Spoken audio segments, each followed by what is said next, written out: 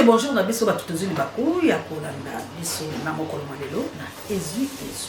Ezui ezali bongo branche moko to tena chaîne la libération océan du Congo et pas auto kabomba kongomani et pas auto panzaka to sasaka achilantela na France et pas oyo tobe la kamota papa le moloto eziki sami sana nyonso ya maloki ya Kolo Congo et pas oyo to analysaka ensemble et pas oyo to sensibilisaka to conscientisaka to mobilisaka to salaka éveil patriotique et pas oyo to longolaka peuple congolais na bolema junolo so mon ami de tous les temps na victime et pas oyo to salaka mosala ya Jean-Baptiste et pas auto tchaka les tombes nzete poete tout bien na bomala et pas oyo to telema loko ya basinzi loko betaka ngonga ndano ngai ana ngai Kongo na pasi kasi to ko ebate kasi lokola Kongo ya mboka la ngai na yo to ko bakaka et pas oyo telemi ferme fidèle lokola bakuke pour ko zali seko ya République démocratique du Congo mona mère de Breno et pas oyo to mokundula kamalo ba nkoko na biso le laboratoire le bêche fouillé ne laisser ni place que la mer repasse comme la longue ça Pour une longueur de 28 km, la modernisation de la voirie de Mbujimayi avec la pose du béton bitumeux sur l'avenue de l'Assemblée provinciale longue de 1445 mètres et sur l'avenue Kassavubu, un trajet long de 6 km. Tout ceci entrant dans le cadre des travaux de construction et de modernisation de 35 km de voirie à Mbujimayi.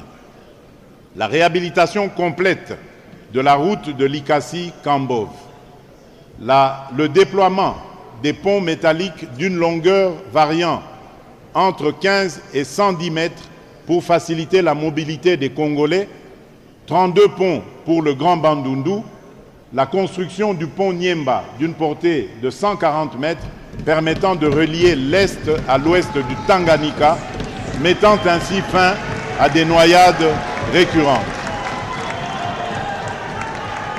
Autant de réalisations d'infrastructures routières, totalisant pour ce premier quinquennat plus de 30 000 km de routes urbaines et de dessertes agricoles. Honorable Président de l'Assemblée nationale, Honorable Président du Sénat, Honorables députés nationaux et sénateurs, mes très chers compatriotes, dans l'optique non seulement de développer nos villes, mais aussi d'assainir le climat des affaires dans notre pays, une réforme a été réalisée, celle de la mise en place d'un établissement public dénommé Guichet unique de délivrance de permis de construire en République démocratique du Congo.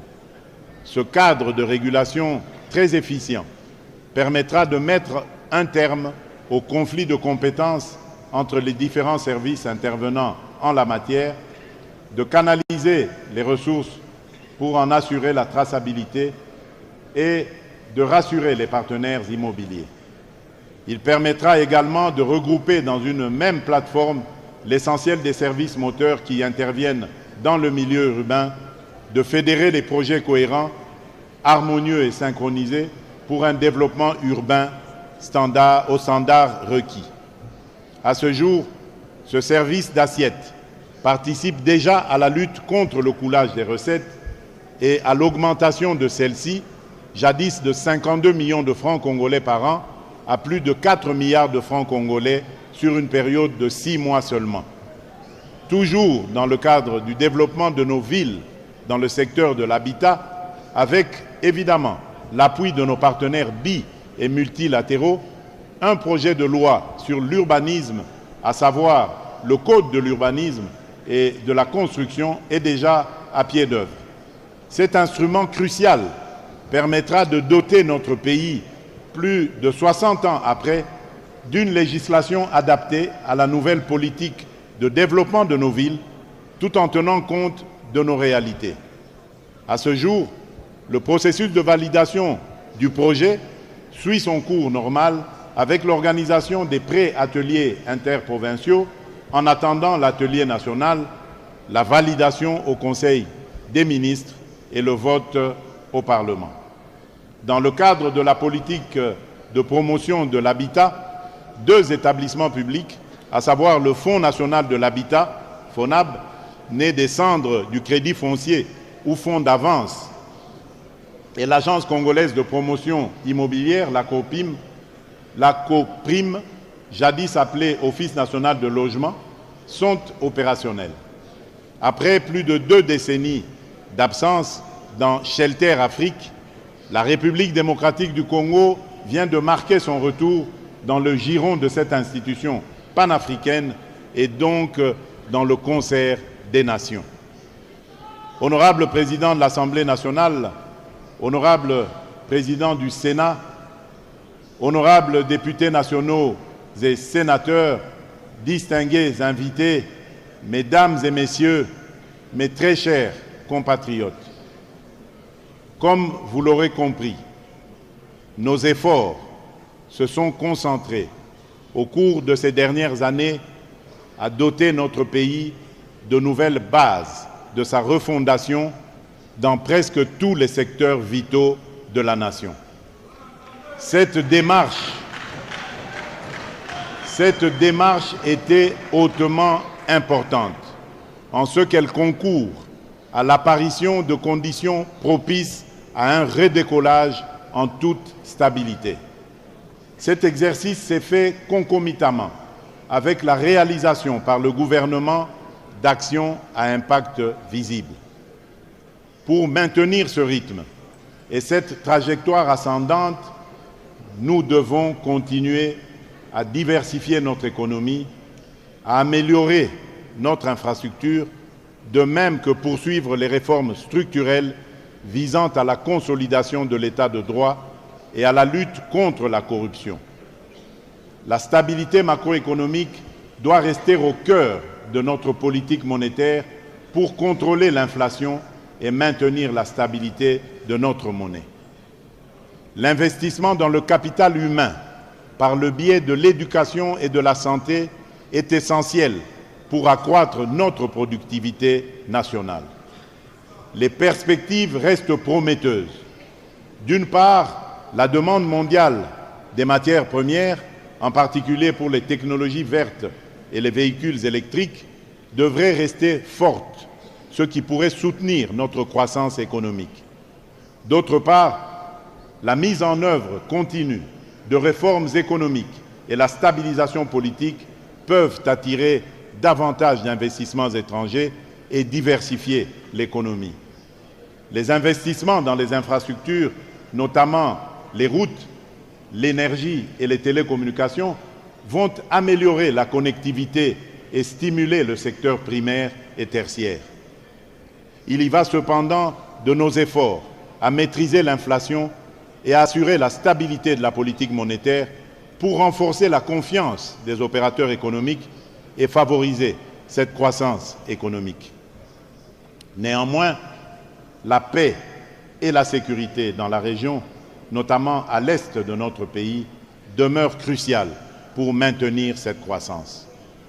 Nous devons également étendre notre protection sociale pour réduire la pauvreté et les inégalités. Ezu la montée religieuse, ezu équipé pour la terre. Ezu les bangala molili, beaucoup la kakila, mais je ne t'ai pas dit que bankane contre mon père, contre des femmes pécato. Ezu la chambienne, ezu maman la Julie la Suisse, maman Dolo, maman Samuel, maman Longo, papa Alfred, maman Clarisse. Ah, ezu les passants à l'université en live. Ezu mon mère de Brino, Tolandi Félix. La katia parlement. Félix a kokosa peuple congolais na ba député na ye. Félix a kokosa ba kongomani na bisika esene to voter ba loi. Chambre likolo pe ya seba sangani, ba sénateur ba bombanso, wa boko mona patrimoine ya wana libosa ko sa ko ko. Milaka bia Félix ko kisami te pendant 5 ans. Bande ko ngai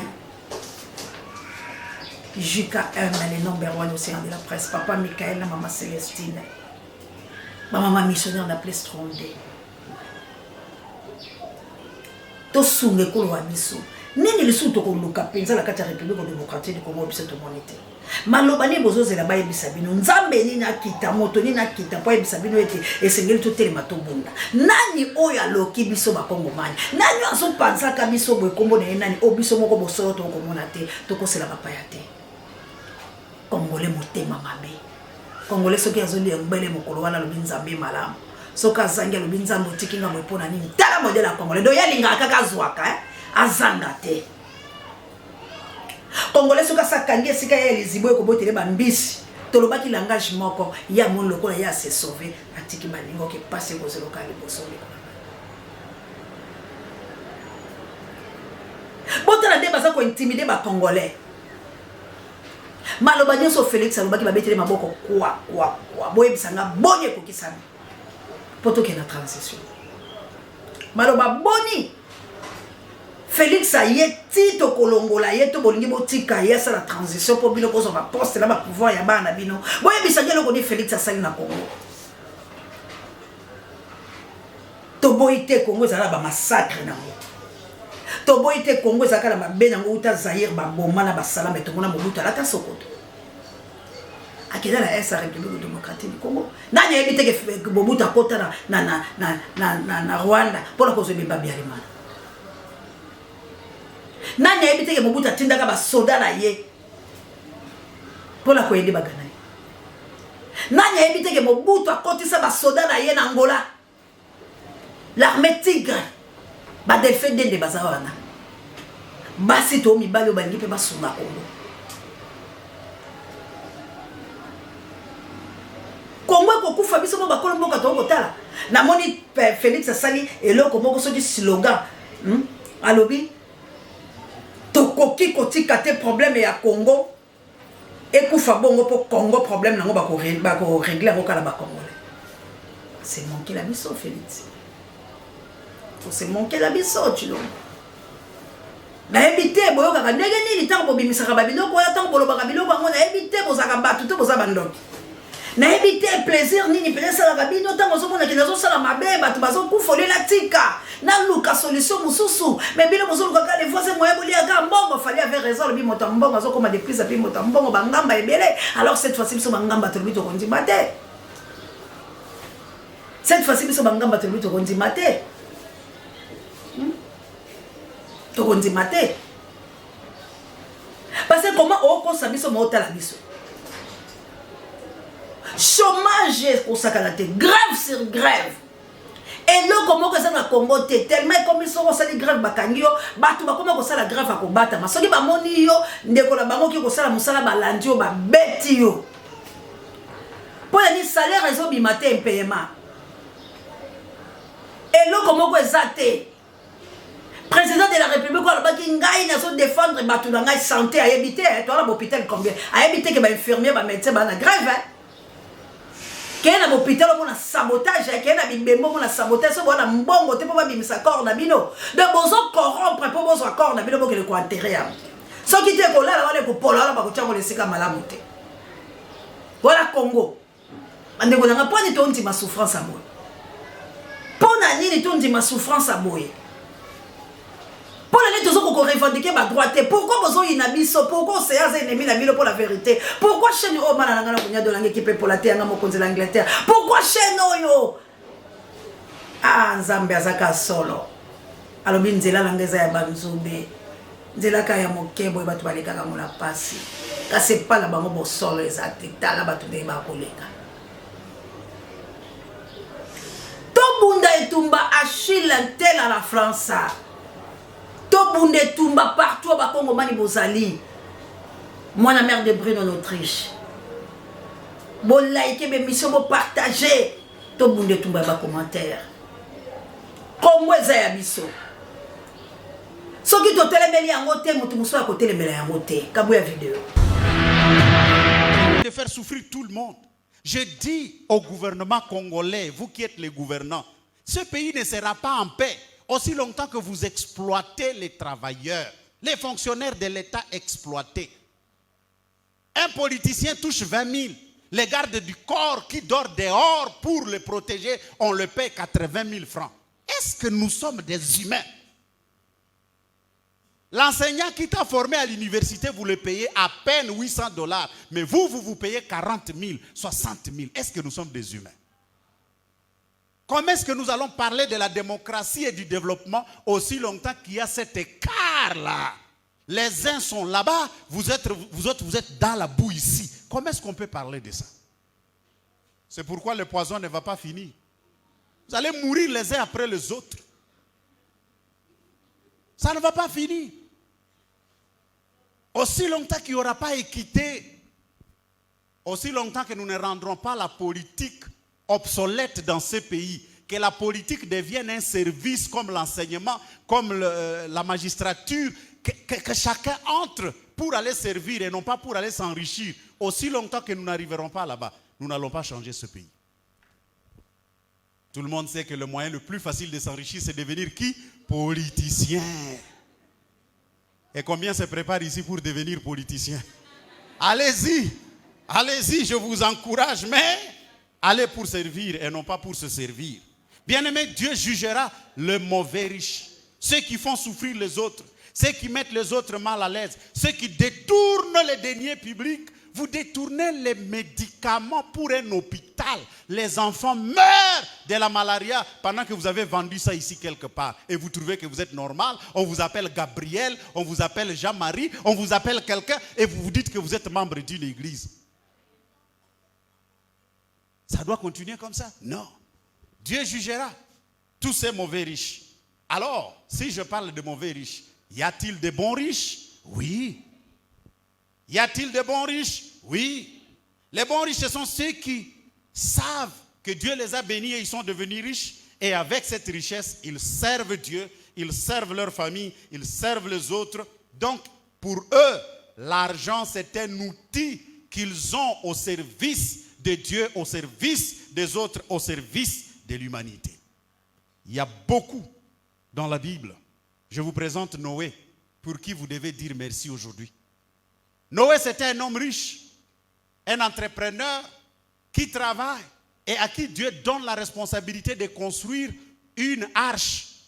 Ce n'était pas une maison, une arche qui avait 100 de mètres en 3 niveaux. Il construit ça avec son argent propre. Il n'a pas fait la rambée. Tout seul. J'attends, vous les riches de cette église et de cette ville, quel jour vous allez vous réveiller et commencer à dire, je mets 1 million pour l'œuvre du Seigneur. Je mets 1 million pour aider les veuves et les orphelins. J'attends. Parce que nos... Maloba papa oyo. Alobi Congo eza modi. Congo ko bongate parce que eza na makambo ebele. Comment mutu oyo azo memela yo misolo? Azola la libanda pona yo, ozo pese 80 millions za la salaire à $20 000. Bozo mona motema mabe. Et puis mutu ona so balabito bunda atelemisi mundu ki abimina soldat sokoto solo ana tenite lo côté afuta mamala mute tango biso to kolonga to bimala nzela ya moni biso ba instrument ya entraînement ya robeta biso masasi lelo o biso la bino est-ce que tozo mona to tozo mona te lelo o makambo ezo sala malamboka la biso est-ce que bozo mona te complot contre bino moko bozo sala bande kolanga pourquoi bolingi to se divisaner pourquoi pas to ko sangana te to bunde tumba bande kolanga.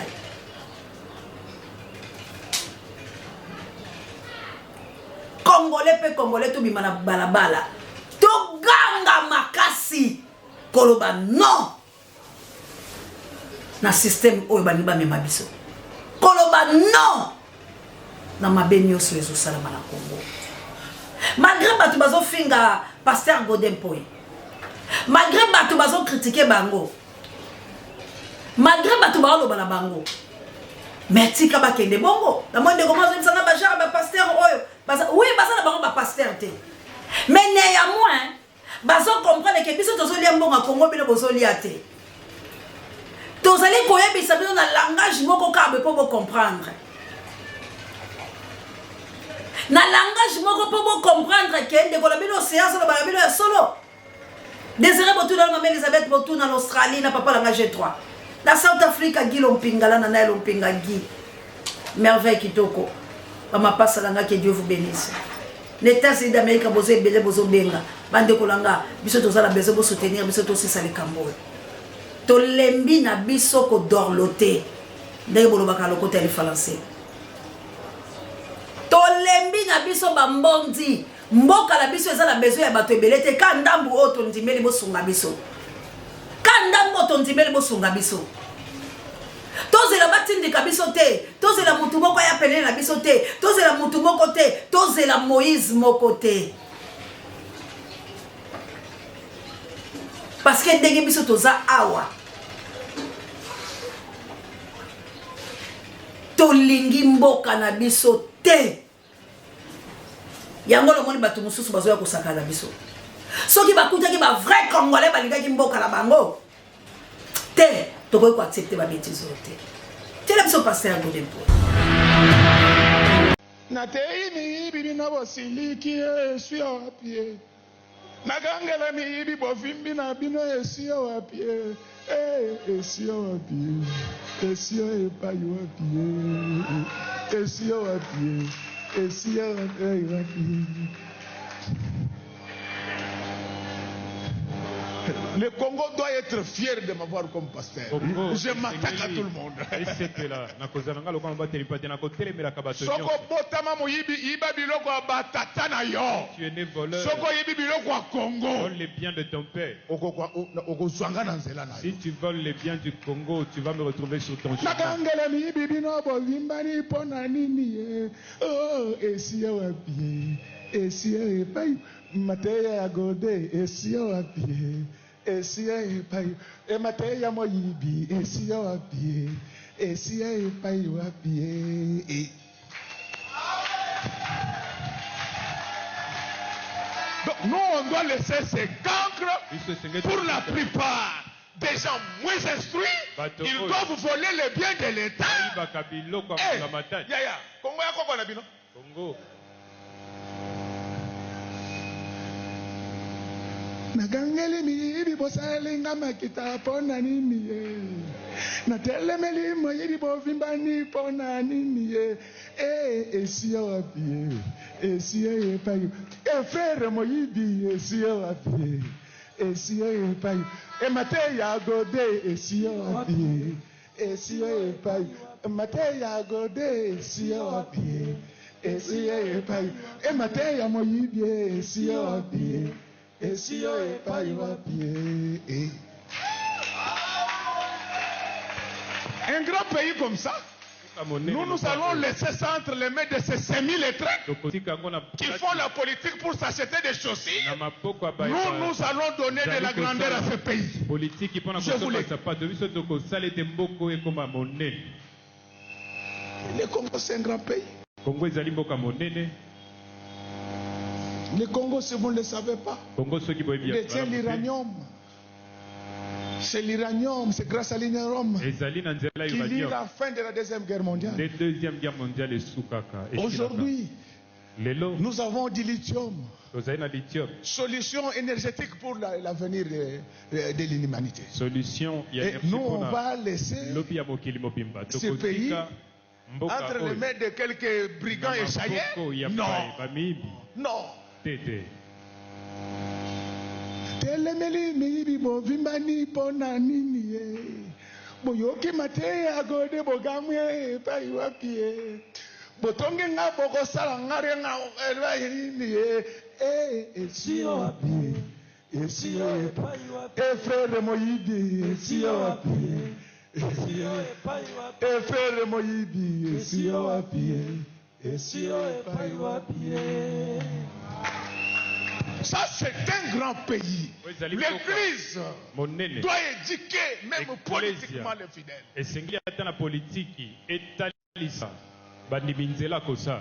Mes chers amis, donc vous pensez qu'avec tout ce que nous avons comme richesse, quelques voleurs ayant étudié dans des conditions infrascolaires, ça ne va pas marcher. Christ en vie, la servante de l'Éternel. Christ en vie, l'ompinga. Nzambe ya lola asunga Congo. Mais to kokosela kanzambe makabuti mokolo nini pose ya yo atelemi azolo balabino yanga mokonzi. Charlie Chobo. Big Daniel Ngenda. Est-ce que bozo yo koseya to bozo yo kate? Vérité ni tolo balabino, rien ne va à la République démocratique. Président Félix a été nommé. Aïma qui m'a pona minabiso qui l'a mais Congo a sika peuple mokonzi. Ba résistant, ba patriote. Aïma qui m'a pona mina 2018. To résisté to panzani. Ba Moïse Katumbi ba pasomi charte la muka ba bemba ba keina union sacrée ba tonyo so ba kei matungula lobinga na kela ngana kimia pour les mosala ngai. Martin Fayulu m'a dit dina munde kole muzitu ba bundi tumba tao sata la zanga kata ya kaboli bango pia ba kaboli. Sika tala bozonga ni na biso tala bisiko mboka tokomi lelo. Pourquoi tu linga to masquer vérité? Vérité était-il? Lelo oyo mwana mboka papa ale bolojwa ayeto bimato bunde tumba passeport na ibakani biso to bunde tumba to alinde ennemi ya bato alokuta ko bete ko boto la biloko ko sasa to yebite ba mimbenga baya ba Josué baya etumba lelo to ko koka kusangana te na tunye loko e pona nini biso bato to bibenga ka ba résistant bato to lingi to changer ba donne to longola na ba mpaka to longola na ba o ba simba lembi biso to zwesika pona ni to zo kala te et loko nini sala kapso to loka succès leadership ezala kanini ponga ipona tombola ndekola nga bolojwa ekosala nga ipasite pona tombola nikoma engele ekosala nga pasite pona tombola prince penge ekosala nga pasite pona tombola Didier to papa na ngai ni pasala nga océan bobundeli pona tombola bafude Fayulu pona tombola ba trésor na banzela sala kayango souci na ngezali kaka ke yata za leader lelo. Mais essentiel to tombola maboko lokola mose po ya kende mais soka bebi si to longola eto pembisa eto chamo susu ekila ya Congolais ngwa Océan cause la président de la République était yo Océan salamika bimaka na 6h du matin moi matata à cause de la président de la République était to ko tombola te nini e empêcha kabiso poto sala bosolo bana bako kufa nzala epai moyi biekoti a phénomène kuluna ezali po moto yali malamu te mbisa banda kopola bobe na moto ndako baboti ba malamu te bondimike bana bango bakozala malamu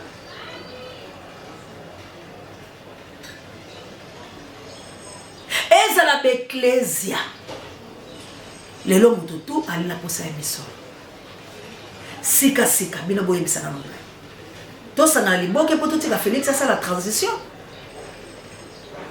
bo pesa nga biano bino boye na soulèvement na révolution na to sanga na Félix liboke pour aller congolais mona papa Etienne Tshisekedi ami mabiso la transition pour ma pona ma kosala mate nini bino bozana ngoposa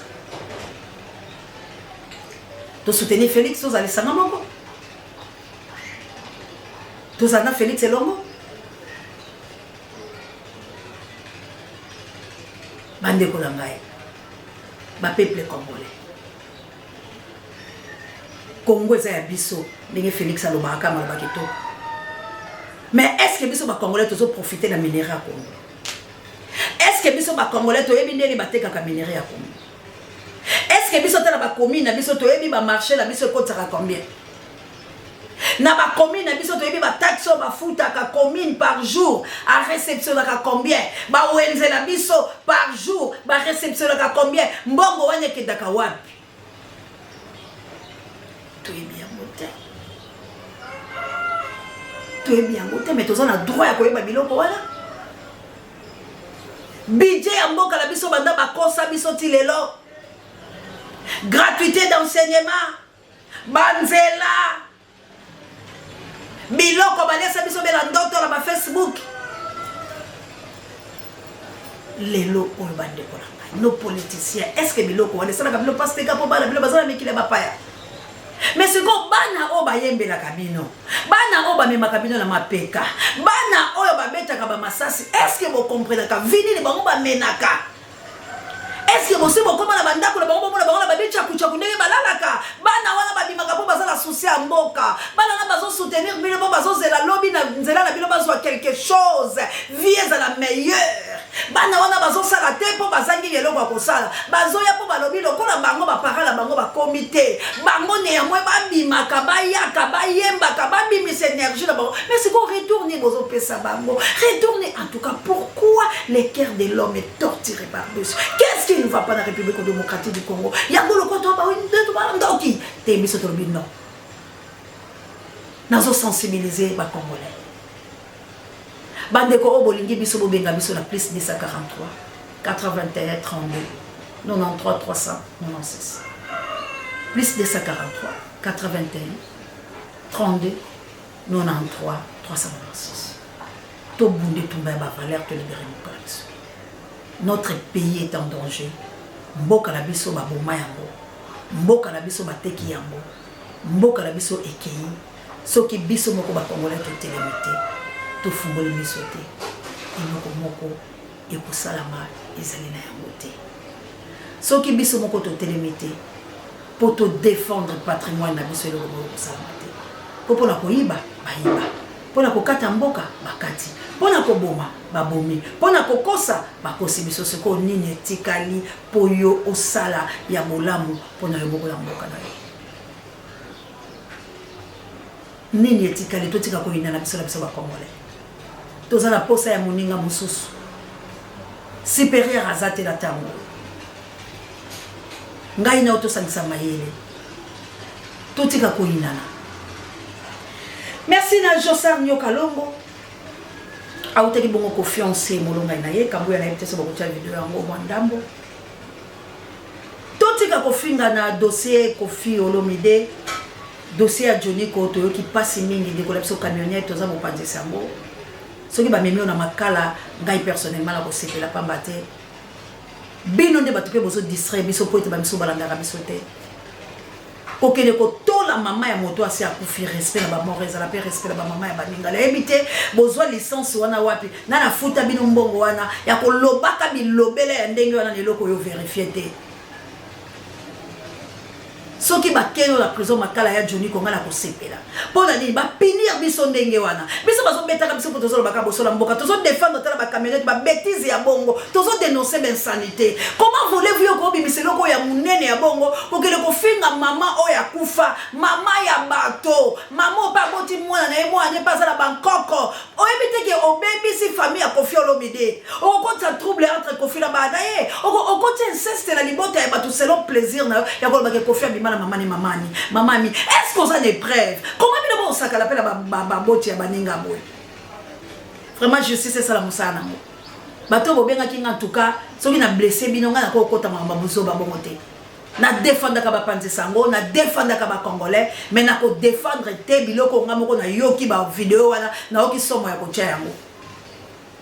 Kofi azala bala na ye. Kofi azala ba koko na ye. Bayoka ke papa na bango aza na dimension ko bimana mama na. Faut vous rendre compte ndenge ni bozo sa. Bino ko kasi ba baby sika réputation ko fito zo bo compte si trouble ta la bana na ye na ba koko na ye. Alors bongo justice c'est ça la musana. To ko sepela te na ba panzi sango bongo ya bazoba bongo. Ya ko sala ka ba biloko ya mabe.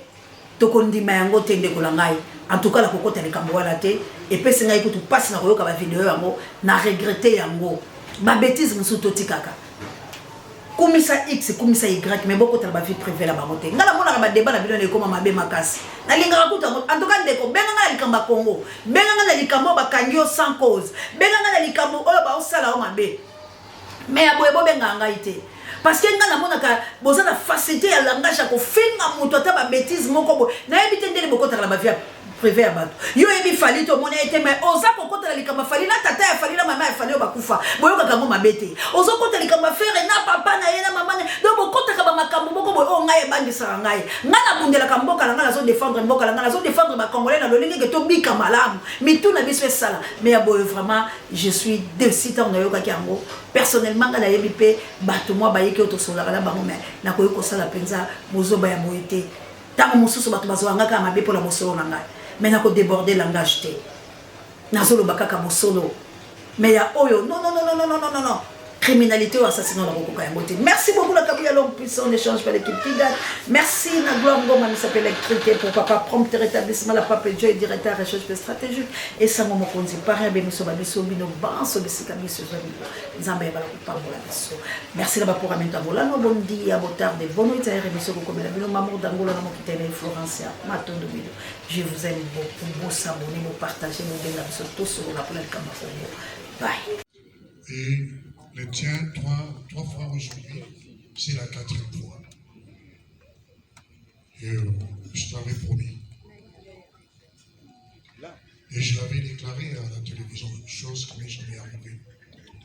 Aujourd'hui, j'ai mis ta photo sur mon profil. C'est pour la première fois de ma vie.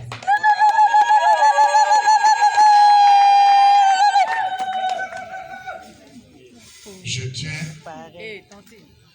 par ces gestes que je dois poser maintenant devant les hommes. Dieu aussi là, parce que ces sacrificateurs sont là. Ces serviteurs et servantes. Ça, c'est pas encore un engagement. Ma famille a adressé cette lettre à papa.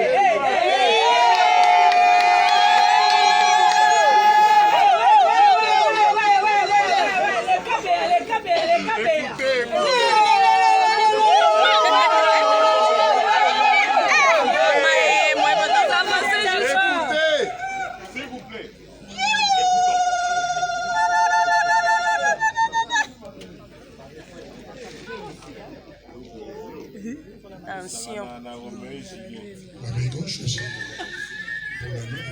C'est la main gauche, c'est gauche. Attention. C'est gauche.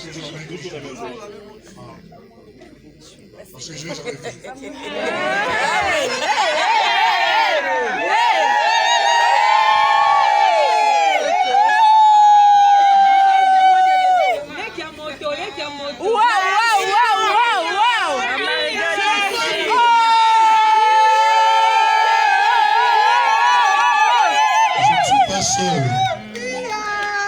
Je suis pas seul pour cette surprise. Il y a mon frère Goudou. Dans le cou. Il est dans le Goudou qui était dans le cou. Ouais. Et sa femme Mamita. Je suis là. Ils sont dans le cou. Parce que Mamie n'est pas dans le cou. Ils sont dans le cou. Ah oui. Goudou. C'est moi qui l'ai trouvé.